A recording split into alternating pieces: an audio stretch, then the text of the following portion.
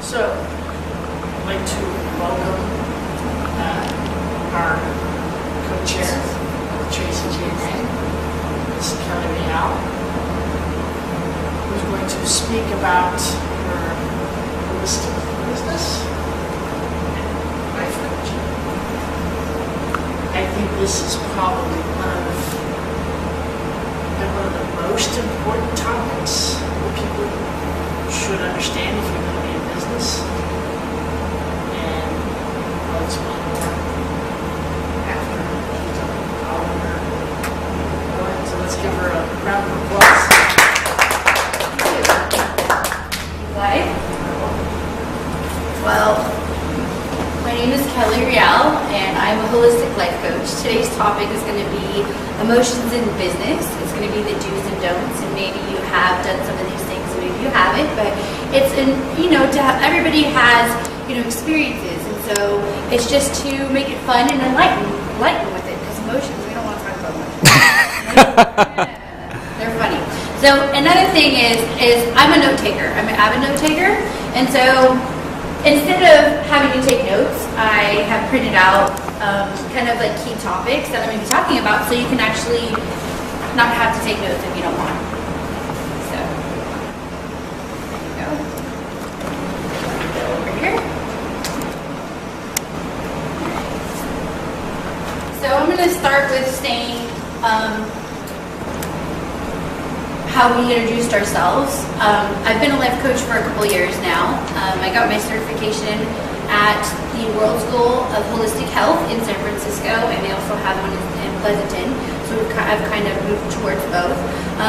Did a certain amount of hours in order to reach my certification, and then moved forward from there. So I love what I do.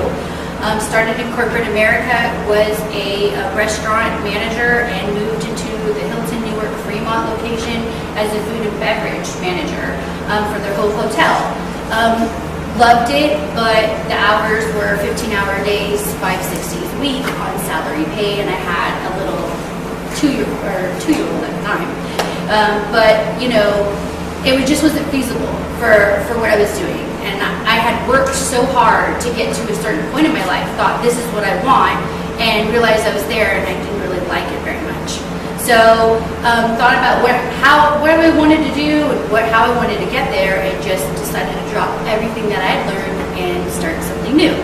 And I love it. I absolutely love what I do. I help people with personal development, business strategies in order to help them grow in their business, and I also help couples in order to reach a common mutuality, because sometimes that just doesn't happen over the years. And I like to see light bulbs come off with people, and like to see that smile in their face, or the invigoration that, wow, I can do this is possible for me.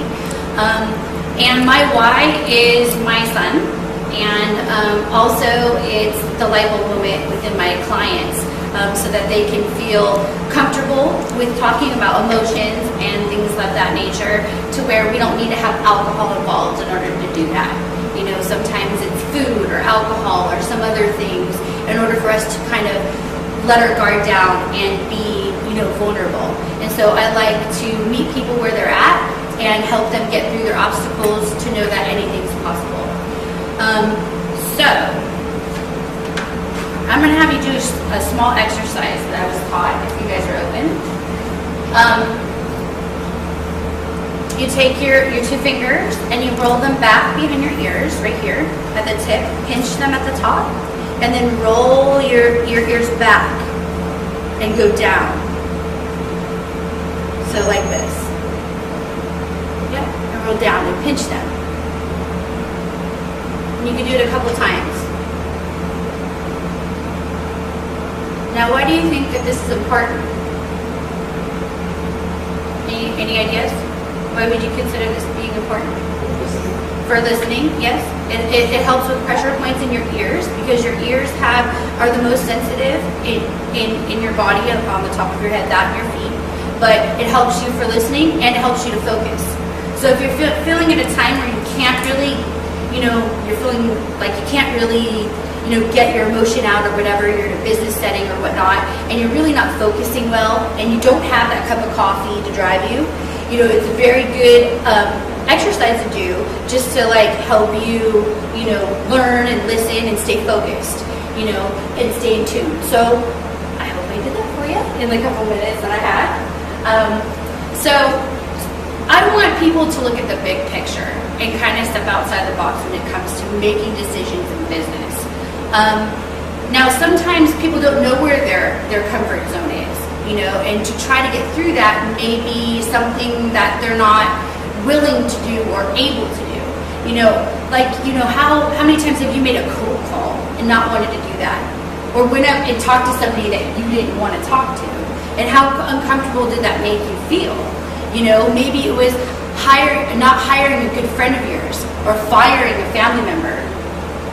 That's hard stuff, and just to make it so that you move towards your career in a big, sustainable way that you feel good about in the end, because if you're not clear with what you want, then somehow your business tends to be not clear as well, and, choosing to make those decisions that are aligned with what your perspective is for your business, and sometimes your emotions can sabotage your business. How many people realize that your emotions can sometimes sabotage your business? Great. And it's happened to me before. But if you're in a bad mood, say you've got a lot of traffic, you're on the freeway, your family members, had a breakdown or a meltdown, and you're having to go and sell your product, right? So you have a meeting at 10 o'clock to meet, but you're just not in that mental focus in order to get, the clientele that you need.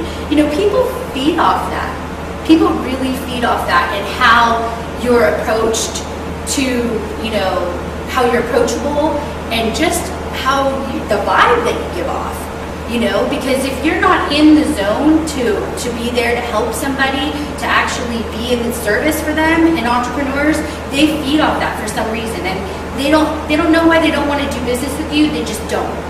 And I can relate that to when I was in the restaurant industry. I worked my way from the bottom up. I was a hostess, and then a server, trainer, bartender, worked in HR, and then moved on up to the corporate level. But when I was a server, I had to make money for diapers.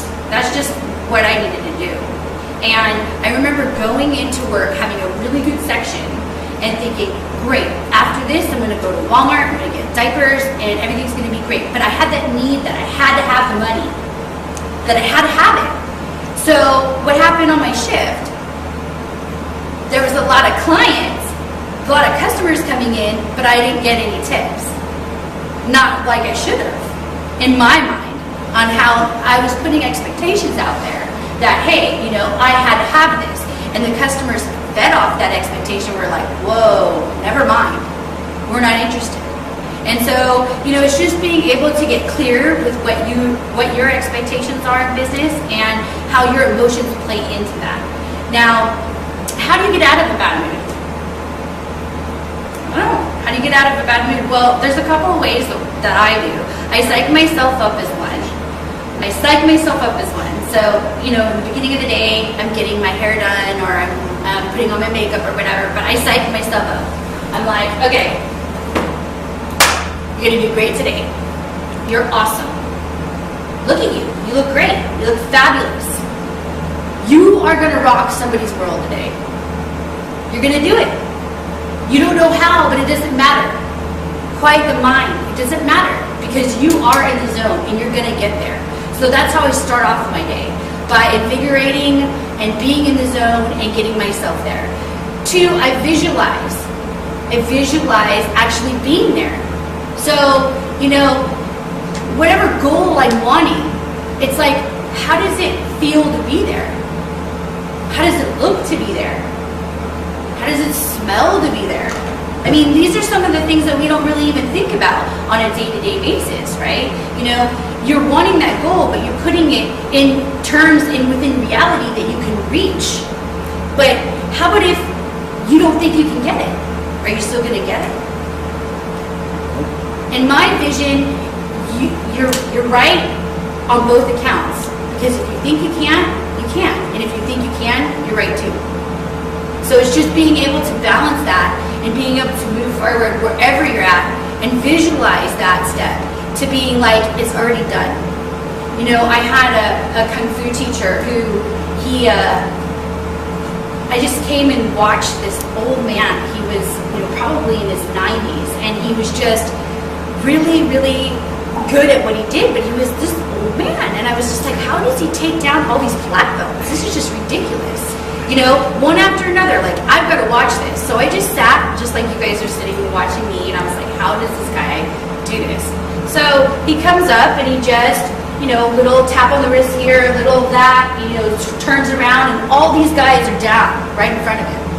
And I asked the guy, I said, you know, I'm really curious about what you did in order to get yourself there into the position to where you were putting down these black belts that were in their 20s and 30s. And you're in your, you know, 80s. I mean, at least he was in his 80s. You know, and he said, you know what? I said to myself that it was already done. That's what I said. I said, I saw it already happening before it even happened. You know, I visualized them falling to the floor one by one. And in the end, it happened. So, you know, it seems imaginable. And sometimes we're in that state of, you know, all these have-tos and shoulds and needs and, you know, people bringing us to different directions. It gets taxing. It gets taxing. So it's just being clear with what we want and visualizing that to be already done. Another thing I do is I sing in the shower or I dance. And I know this seems really weird, but it's fun for me because those are the times when your mind quiets. When you're dancing or you're singing, you're not thinking about all these coulds, shoulds, woulds, needs, have to things. You're focusing on the fact that you're having a good time. And that is what draws you to people. That emotion is what has people say, I want to get to know you. And you, what do? You know, because that vibe is what people look at. And so I have fun. You know, when I feel that I'm getting into that bad mood, it's like, okay, what radio station? What is going to pick me up today? You know, so if it's 80s rock, I listen to 80s rock. If it's, you know, top hits, it's top hits. If it's country, it's country. But you know, it's whatever's on the radio station that motivates me at the time, and I'm able to boogie down in my car. And that's what I do, because I have time to do that. When we're going to events like these, we're stuck in traffic. Traffic's taxing. You know, so what do we do in order to get us out of that funk? We have fun. We make it fun. Because if it's fun, it's not a have to. Then you want to do it. And it feels more invigorating. You know, so that's some of the things that I do in order to help you get out of a bad mood. You know, and, you know, finally, I know we've talked about this a little bit when I was introducing myself to you guys earlier. It's about passion and what drives yourself. And we talked about that earlier, you know, to make your business your own and what it takes to get you there. What passion do you, is it just to go on a vacation? And if it is, be there. There's no reason why you can't, you know, but it's using that passion into a force. So taking that passion and making it reality. So I have a little quote. It says, passion without action is pure fantasy. It is. You know, because if you cannot put that into reality, it just stays something that's over on the side that you're never going to grasp, that you can't get, you know. So, you know, without passion, you know, we feel like the fundamentals and the structure aren't really stable. And to me, that's like one of the things I put down on the list as far as, you know, a have to, is that, you know, you really should think about where your foundation is. You know, if you have a good foundation, anything's possible. So, you know, how are you running your business? Is your business running you? Have you thought about it? I mean, sometimes you allow it to take, you know, a journey of its own. And it's not because you wanted it. It's just because it's all these things that are going on, and this is the next step, and this is the next step, and this is what I should be doing. You know, is that what you want? You know, as in being entrepreneurs and being in control of your own ideas and your own foundation in your own business. You know, how do you want to lead? Do you want to have your emotions take over? Do you want to be that person that they're like, oh, I don't know about that guy. I don't know. There's just something, I don't know. I mean, I've talked to 18 Mary Kay reps. What makes you different? Your heart. Nobody can replace you. That's what it is. It's using that step to take a step back and being that observer for a minute. Because when we're in emotions, we're constantly in it. We're in the midst of it. But to be able to take a step back and say, you know what? If I saw two people talking right here, how would I react to that? How would I move forward with this? And taking that look from the outside looking in, there is no drive of emotion that's, oh, I'm going to get her, or I'm going to get him, right? It's all just, maybe I should have said this a little bit differently, or hey, it's a different perspective. Just looking at things from a different perspective, kind of stepping outside the box. I don't like to use those terminologies because I think we're not in a box at all, to be honest. But stepping outside the box is a very good place to be because you're able to observe how somebody would react to you as a person, as an entity, as an energy, as an emotion, all those things.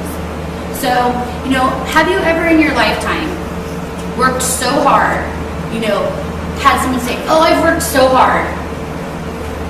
You have no idea how much I've worked. I just work and work and work. And I get no gratitude, no appreciation. I'm sick of you. I'm sick of you. Now, for me, that's like, wow. I'm guilty of saying that in the past as well to my son, my family, in intimate details. But, you are in control of what you pick up from your family and your positions, because that's where I found that I picked that up from.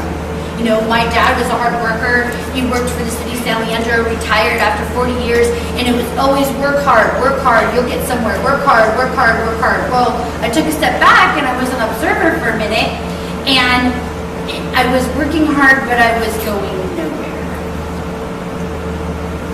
nowhere. And so instead of dwelling and saying, it's me, it's all me, this is why, it's because of me, I've decided to take a step back and be the observer and look at things from a different perspective. This perspective that I looked at it from was, what am I doing that they're doing? The people that aren't working hard, that are making money, what are they doing that I'm not doing? What they were doing is the things that I put down on these lists. Letting go to expectations. I know that's super hard when you're in the entrepreneur world about, I expect you to call me back. I will call you back. Why aren't you calling me back? That's not fair. But if you're releasing the attachment to the expectations, you free yourself up for all this good stuff that comes here. Our brain is very good for survival reasons, but it's not very good on meeting our goals. For whatever reason, it just hinders us in ways, But that's part of being a human being, right? It's part of having all these dynamics to being a human being, But if we're able to take a step back and say, wow, I'm not going to fall victim to what my parents taught me and what I choose to teach my kids. I'm going to start anew. Exactly what you said when you stood up today. You said, I'm going to start a new precedent. I'm going to do something different. I want more. And that's the start in letting go, in the letting go process and moving forward and not allowing your emotions to hold you captive to business decisions that you make.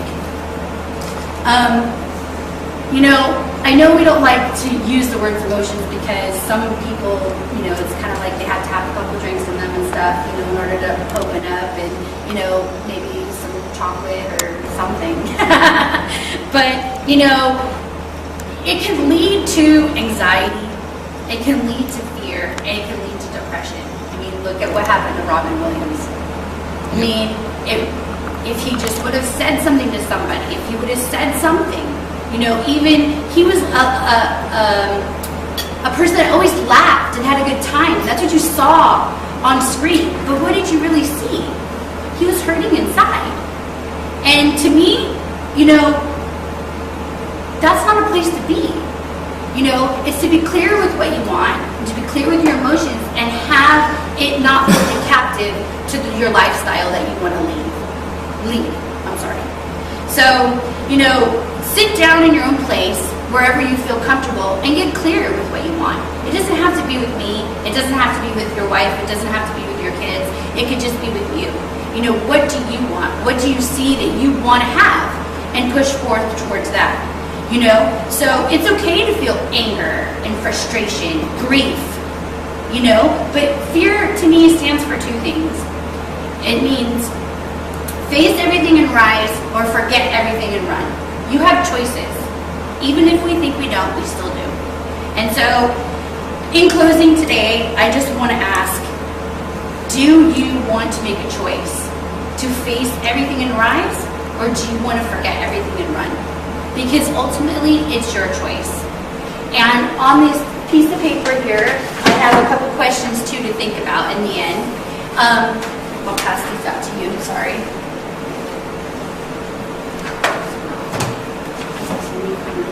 Make sure that we have. Thank you. And just some of these questions are really good to have, just in case, for you to be clear. Because sometimes we think that we know what we want, but we're not sure how to get there. So, when you have a quiet time, you're able to really be selective with how you want to run your business. A couple questions to ask if you're in line with your emotions is, are you open to new ideas or new ways of doing business? That's a big one. For a lot of people, I've noticed that they really just don't want to get outside their box. They don't want to travel. They don't want to, they only want to talk to women, or they only want to talk to men. It really makes them uncomfortable. Even me doing this speech, I was really introverted. at one point. But you know what? I had to speak in front of 140 people for my grand review when I became a coach. And it was either do that or fail. And to me, failing wasn't an option. Because my drive was, and my passion for helping people was more than getting up in front of people. It just was. So I would say, are you doing everything that you can in line with your business? Are you coming up with new ideas? Are you willing to redo your manuals? How long have your manuals been there? Are you willing to rewrite them if necessary? Because some of those manuals have been 20, 30 years. I know with the restaurant industry, they had 50 years we've been doing it the same way. Well, does that serve the community now? Is that what the way the community wants to be seen? To actually look at those ideas and actually, implement them within your industry. Another thing is, where do you see yourself in 5 years from now? And can you visualize it? If you don't see yourself doing the same thing 5 years from now, ask yourself why. Ask yourself why. And where do you think, what tools or what do you need to get yourself there? Where do you think, how do you think that you're going to distinguish yourself between somebody else? That's a perfect question for me too within business, because, we're oftentimes not consciously, but unconsciously put people in little boxes. I'm Kelly the life coach. I'm not Kelly. I'm Kelly the life coach. Right? Great branding. So how do you distinguish yourself to everybody else? There's millions of life coaches out there. But you know what? I know they're not for everybody. And that's just the way that it is. You're going to meet the person that resonates with you, and it's going to fulfill you, and they're going to fulfill you back, and it's just going to be this magical thing. It doesn't have to be pushed. You don't put a square peg in a round hole. It doesn't work. It just doesn't. Another thing is to be able to get into your higher vibration if necessary. So if you're stuck and you're not able to get out of that bad mood, what techniques are you able to get out of that bad mood and into a better one? What do you need to do? For yourself. Is it read a book? Is it listen to tunes? Is it take a bath? I don't know what it is for you, but it's how do you get into that higher vibration so that you can, be clear with what you want in business. And then finally, what words are your body saying to your company, to the people that you're around? If I'm talking about my business and I'm just like, oh yeah, I think you'd be interested, but I'm not sure, and I really don't know, and I'm not good at speaking, and I'm not sure, and I'm not sure, it doesn't really It's not advertising. It's not appealing, and people see that. And what words are you saying to yourself? If you're saying, I can never speak in public, you won't be able to speak in public because you've already told yourself you can't. And when you approach somebody and you say, I can speak in public, they're going to say, really? Because I saw you over there and you were, I don't know, it didn't seem like you were very inviting and that you really cared about what I had to say.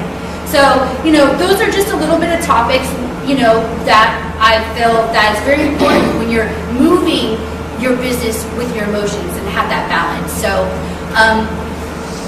I'm local. I'm in town. My name is Kelly Real. So you heard a little bit about me. I am doing a 15-minute consultation for free for people. And then I'm doing a promotion of $75 an hour with my coaching career. And that's really reasonable because a lot of coaches within this industry are charging between $150 to $350 an hour to help you. And I feel that people should get tools in order to achieve their success and their goals without having to break their pocketbook. We need something to help us and that the schools don't teach us. We're not taught in school how to deal with our emotions in business or how to even run a business sometimes. And you're just thrown out to the wolves. So if you're open, I am currently taking new clients, so my contact information's here, and I would love to connect with you, and I hope you have a fabulous day. Thank you so much. Are you going to take any Q&A? What? You going to do any Q&A? Sure. Yes, I can do Q&A. Isn't that part of a presentation normally? I didn't know. I can. Does anybody have any questions that they'd like to ask? Did you lecture this? It wasn't a lecture. I'm just kidding. I'd like to just give an example here of what you just mentioned. That I know you can help people, because I've known Kelly for a long time, and I personally endorse her because she's a good person, and we've known her for a while, and we trust her. I'll just speak recently.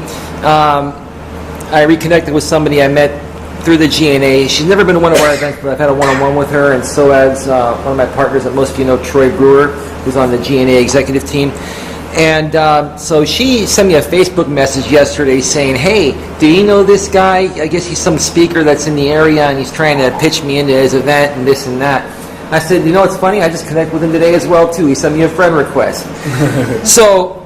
And she goes, well, what are your thoughts? What do you think's going on? I said, you know what? It was like 9:30 last night. I said, look, if you're free, just give me a call right now because I can explain it real much easier by phone in like 5-10 minutes rather than typing a book, which is going to make me more tired, right?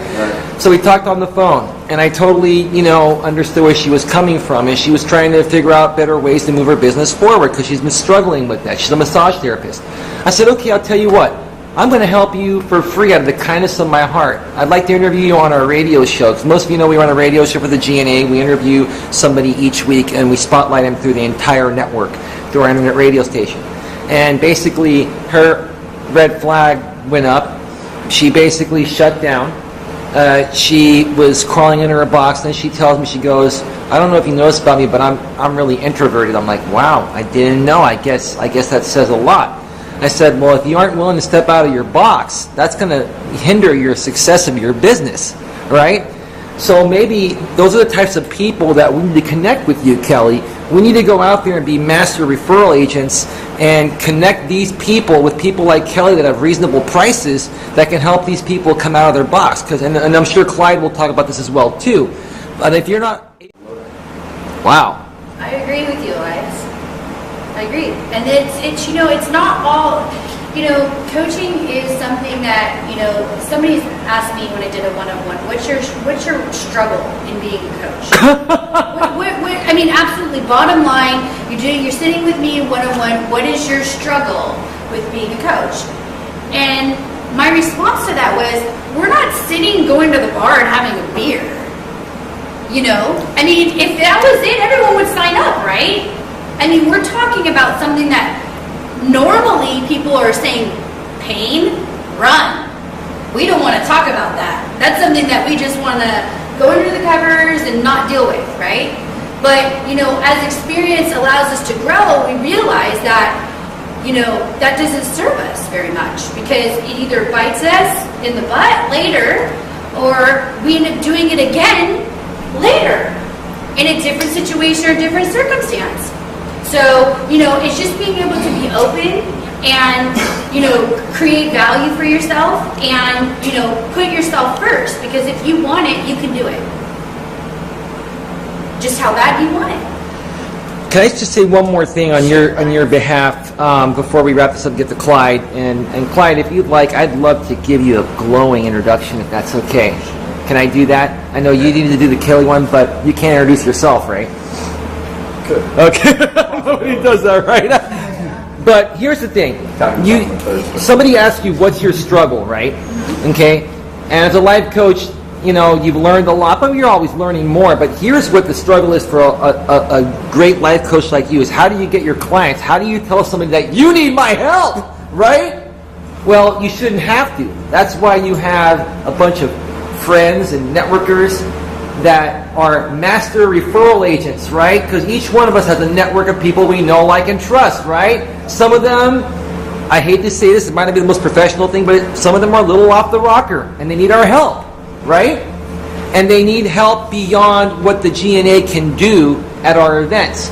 And we have people through the network that we can refer you to that can help you on that aspect. Because I'll tell you what, I'm not going to mention this person's name, but I'm gonna talk to her and see if I can get her to work with you. Because number one, you're reasonable, and so with $75 for an hour is cheap. If you can help this person overcome and get out of her box, her business could double or triple. Her confidence will boost up and her life will improve tenfold.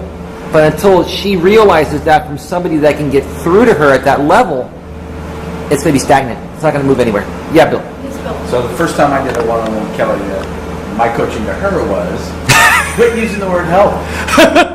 It's a terrible word. I mean, I think personally, when you tell someone, I can help you, you're saying that you can't do it without me. Why not use the word assist? Because when you assist someone, you're extending your hand and offering assistance to do it together. That was my one thing. She's awesome, but I mean, that word, I really eliminate it from my vocabulary at all times, if at all possible. I slip every once in a while, just like everybody else. You know why I use that? Why? Because I use self-help. Yeah. And self-help is something that people grasp. And they can understand what self-help is. No, I get that. And because it's just a change of a shift of people. It's an interpersonal development is what it is. No, I get that. But I'm saying that word is a shift that people feel more comfortable with. Because a lot of people, when, let's say I'm going to go help Shannon move. You owe me now, right? She owes me. You know what I'm saying? But if I say, I'll come assist you when you ask me for assistance, then I'm offering assistance. There's no commitment, there's no hook in somebody. Now I know you're doing it as a profession, which is a little different, but I mean, I'm just telling you, that little small word when you talk to people can make a huge difference. So are you saying, Bill, that your words and body language can tell you a lot about your company? Of course. Ooh, we're dark. Yes, exactly. Absolutely. Yeah, and another word is try. If somebody says, I'll try to come by your Super Bowl party, are they coming? Hell no, they're not coming. I mean, it's ridiculous. So again, just a couple shifts in your vocabulary can make big differences in the way your business grows and people, the way they resonate towards you and your business. Because really it's not about helping someone, it's about providing assistance. As you heard me out there, I provide assistance for people to assist them with different things in their lives that make things better, just like Kelly does. Well, it's not a have to. If you have to do something, you're not going to do it. If I'm telling you, you have to help me, how likely are you to help me? To allow me to do that? But if you want help, if you want assistance, if you want to do something, you'll do it. And it's that simple. If I want to go to my sister-in-law's birthday party, I'll go. If I don't, I won't. My actions will speak there.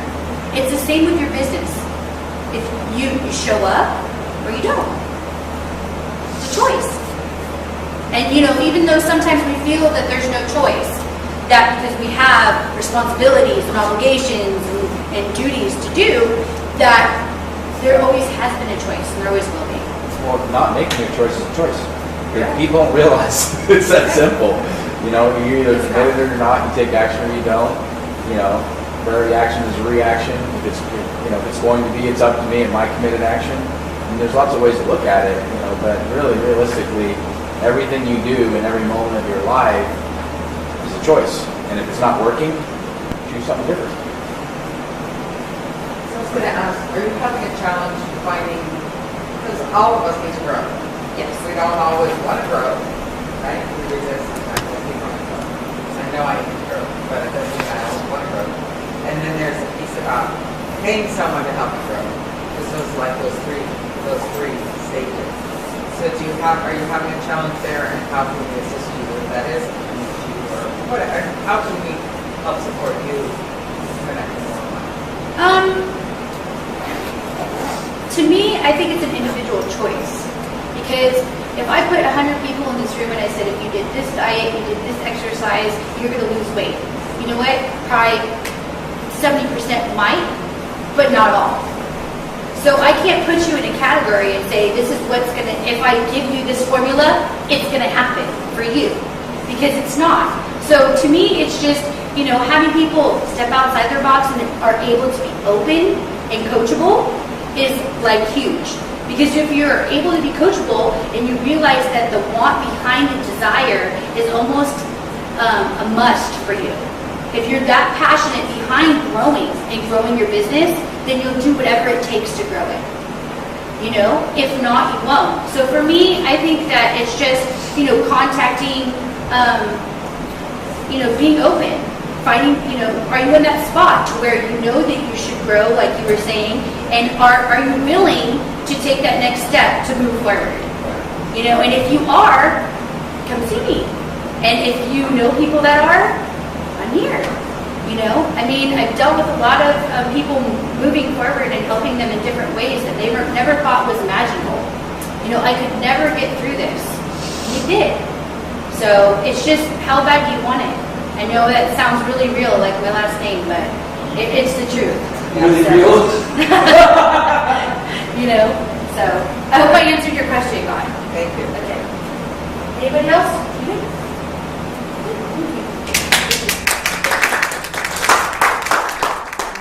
Kelly, hang on one second here.